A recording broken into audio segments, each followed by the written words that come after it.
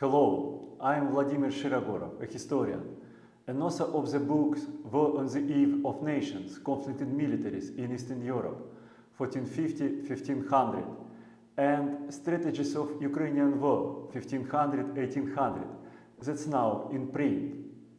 It's webinar 4 to my course, Military Strategy for Warfare, Politics and Business, that I plan to open for booking at the beginning of May and start to teach at the end of May. The topic of this webinar is really very interesting and burning. It's the revolution in military affairs and everyday life, how the political and business strategies follow the military change and borrow from it. War influence our life not only through the news channels or by military spendings, but it's also synchronized with development of society and relations inside societies. And it's important to understand this topic to make the right strategies in our personal life, in our business and political careers. And it is especially important for the military leaders to understand this parallel of society and war, to make the right strategies for application of war as one of the mightiest tools in the human set. So, the revolution and military affairs and everyday life. Today I discuss together with you two outstanding topics.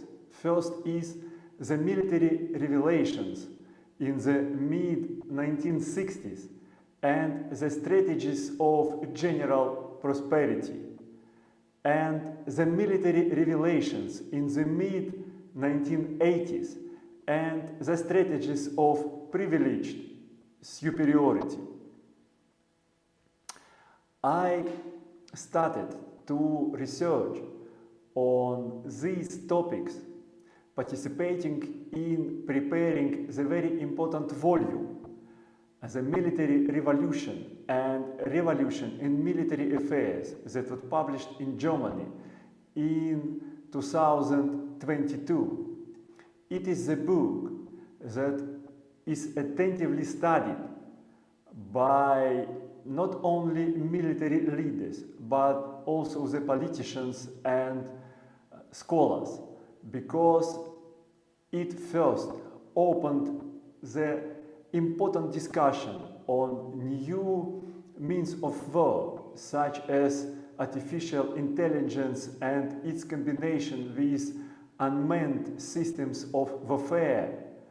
And second, it is the book that first started to compare different periods in the humankind history of the military transformations, combining them with their social and economic surrounding to find the general pattern of synchronization and parallel moves in the military and society.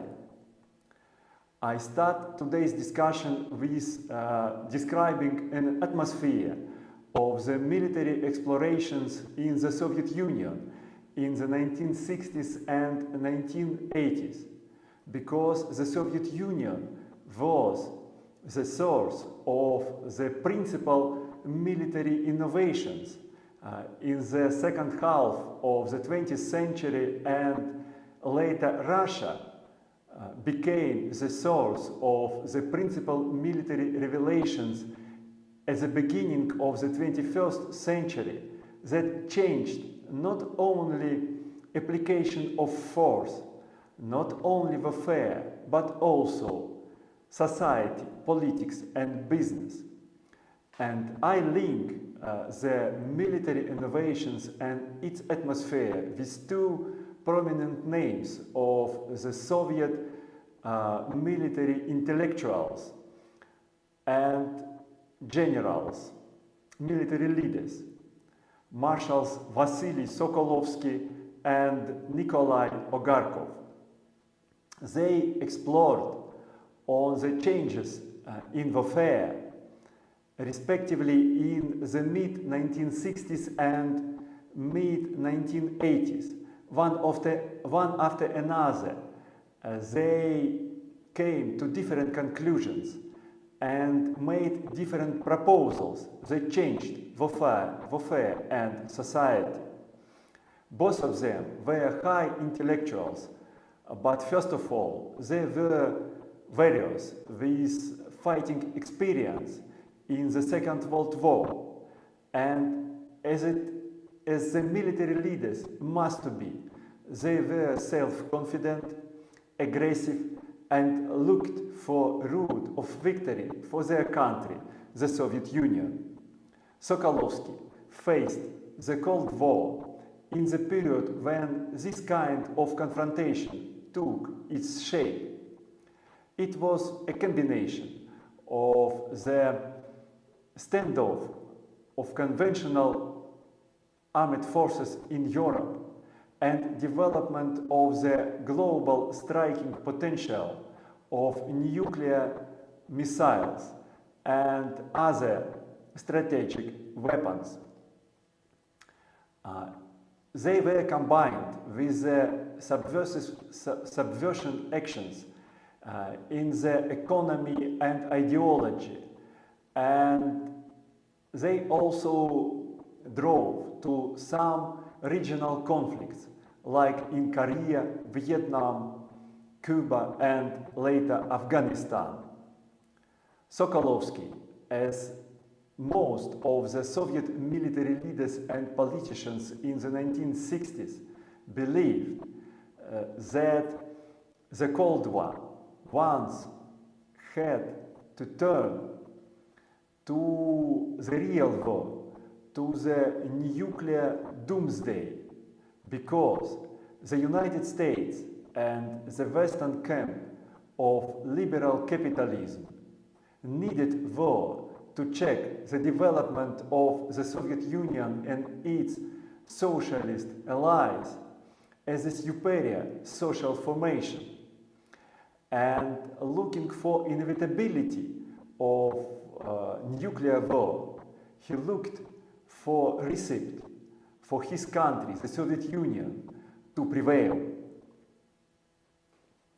Sokolovsky studied the probable scenarios of the nuclear clash with the West, and he came to three very important conclusions that allowed him to claim that introduction of nuclear weapons turned warfare resulted in the revolution in warfare.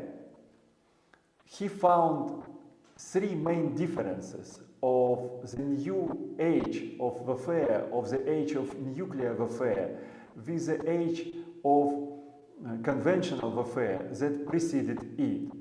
The first difference was appearance of new kind of military action. If the preceding military conflicts were decided by two different kinds of military actions of armed struggle, defense and offense, now the new kind of military action appeared. It is the strategic nuclear missile strike at the depths of the enemy's territory. It was not offensive and not defensive action.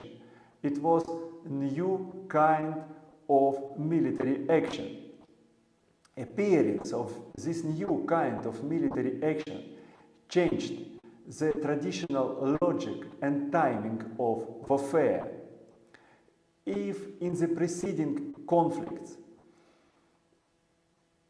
the period after the destruction of the enemy's front troops was the most important for outcome of war, because it was the period when the operational destruction of the enemy must have been converted to the strategic destruction of the enemy state.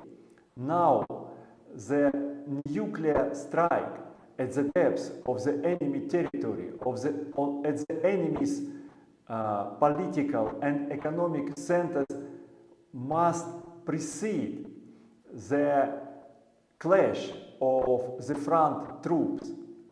And if in the preceding conventional conflicts, combat, battle, and the operation decided the strategic development of war, now the strategic strike at the enemy's depths decided how the battles, operations, and combat would develop.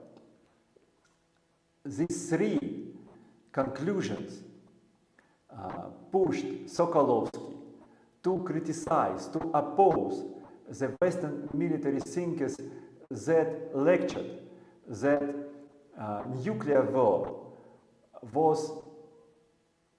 had a little difference with the preceding conventional warfare, only it would have some a little bit bigger destructions and losses. Sokolovsky claimed that the difference between conventional warfare and nuclear warfare, due to his revelations, was radical, and some big countries could cease to exist in a few minutes during the initial period of nuclear war. The revelations of Sokolovsky were attentively studied in the United States.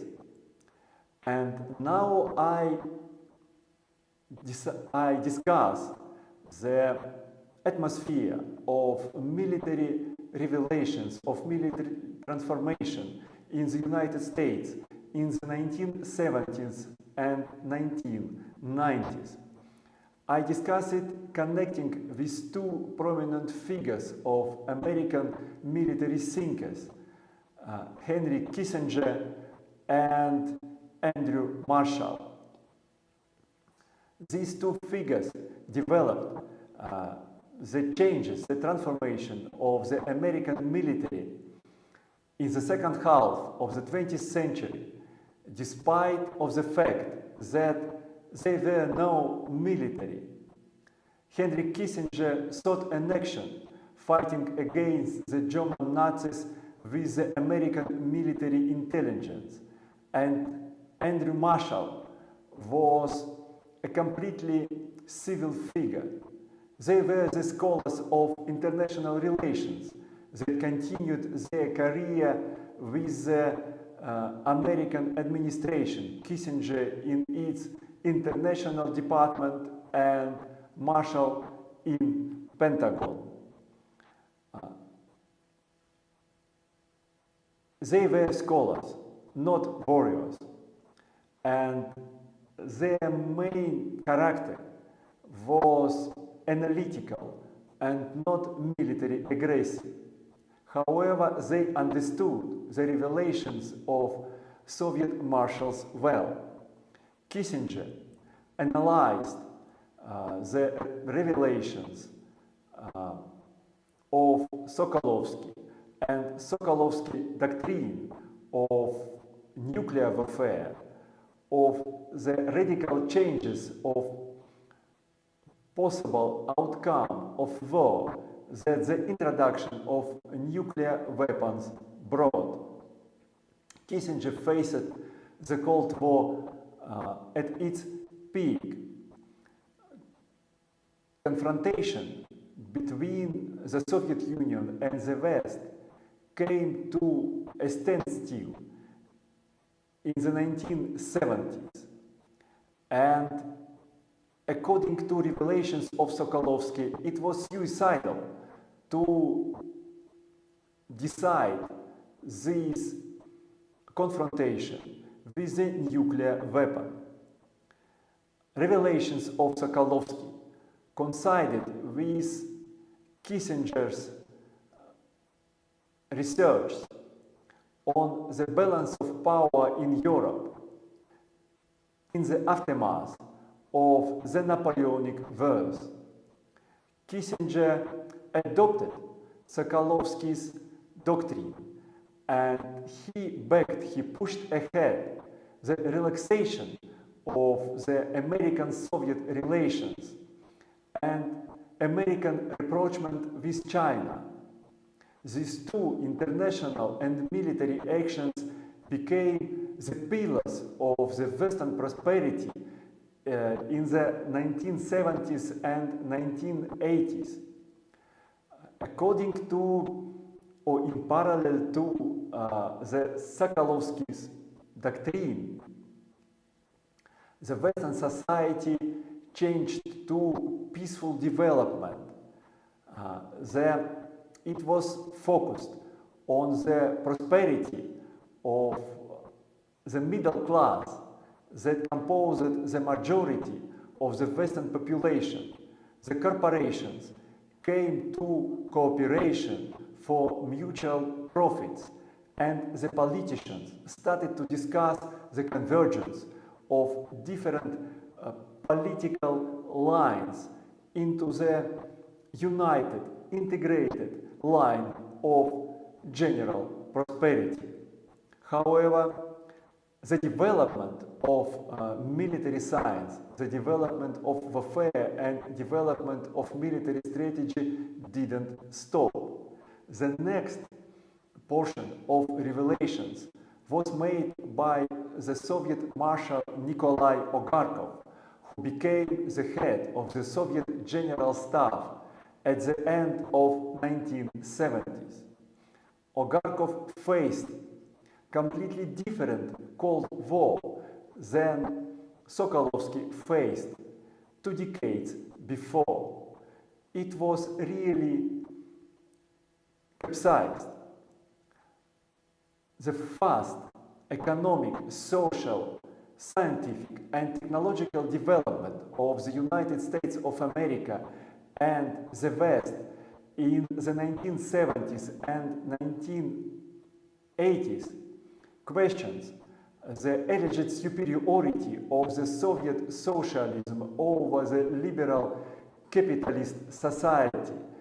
And now it became clear that not the Western camp, but the Soviet Union probably would need war to check the development of more successful competitor. However, according to Sokolovsky's revelation, it was suicidal to use a nuclear warfare to check the development of the imperialist countries. And Ogarkov started to study again the conventional warfare. He made the conclusion that it was possible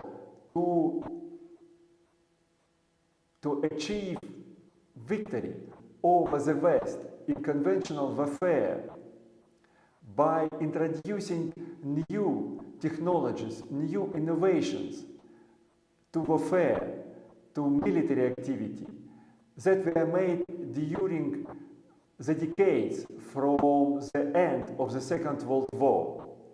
He focused on such new developments like computerized management of the troops, satellite reconnaissance, high precision weapons, and unmanned systems of fighting.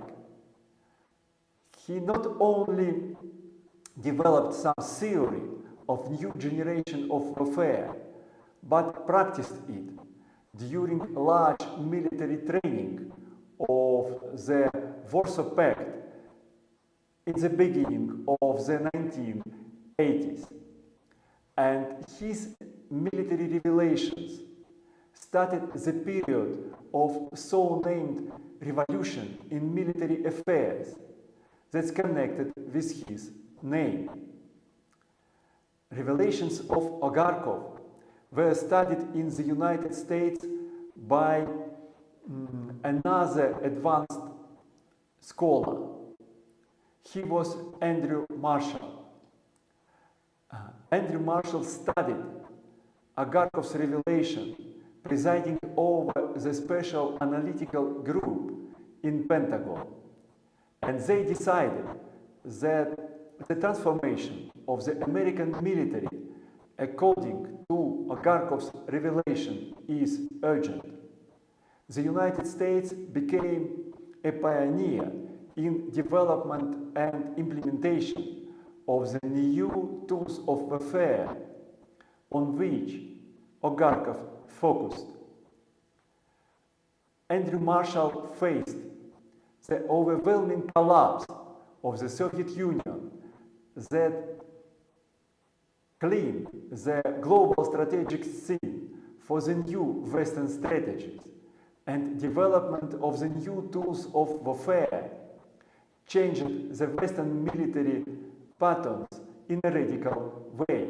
Now, not global warfare, the global confrontation and clash, nuclear clash with the Soviet Union and the socialist bloc became the prime pattern of the Western military strategy.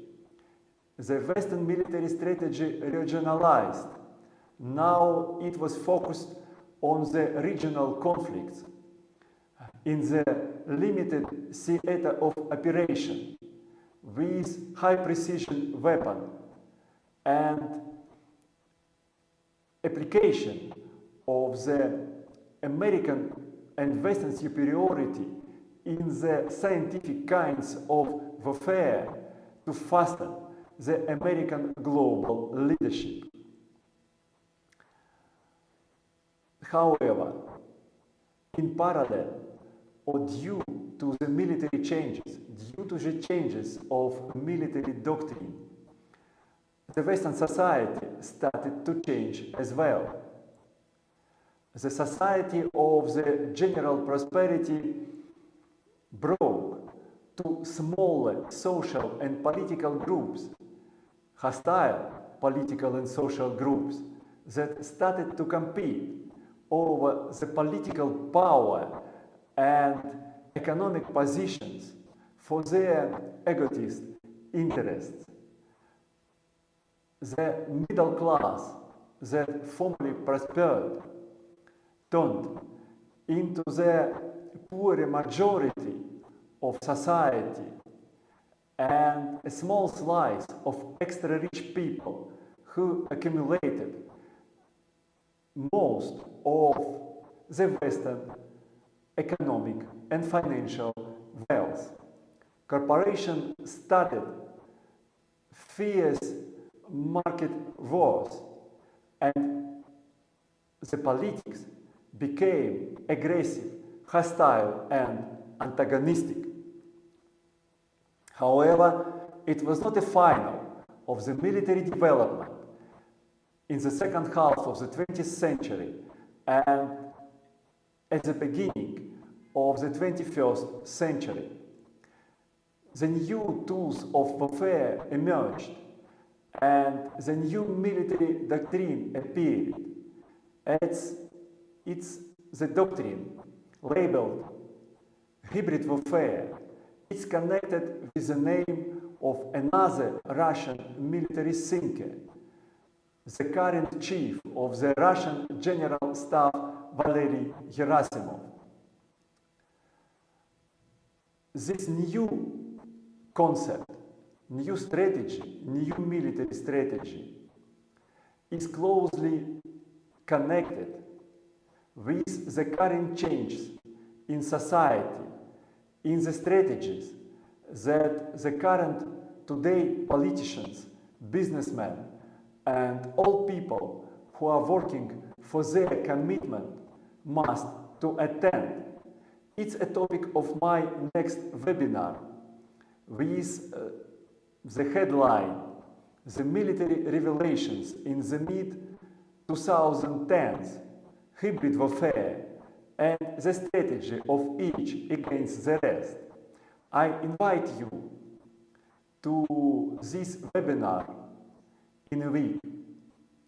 I am Vladimir Shirogorov, historian and author of the books War on the Eve of Nations, Conflicted Militaries in Eastern Europe, 1450-1500, and Strategies of Ukrainian War, 1500-1800, that's now in print. Subscribe to my channel and attend my webinars, and I invite you to my course. Goodbye.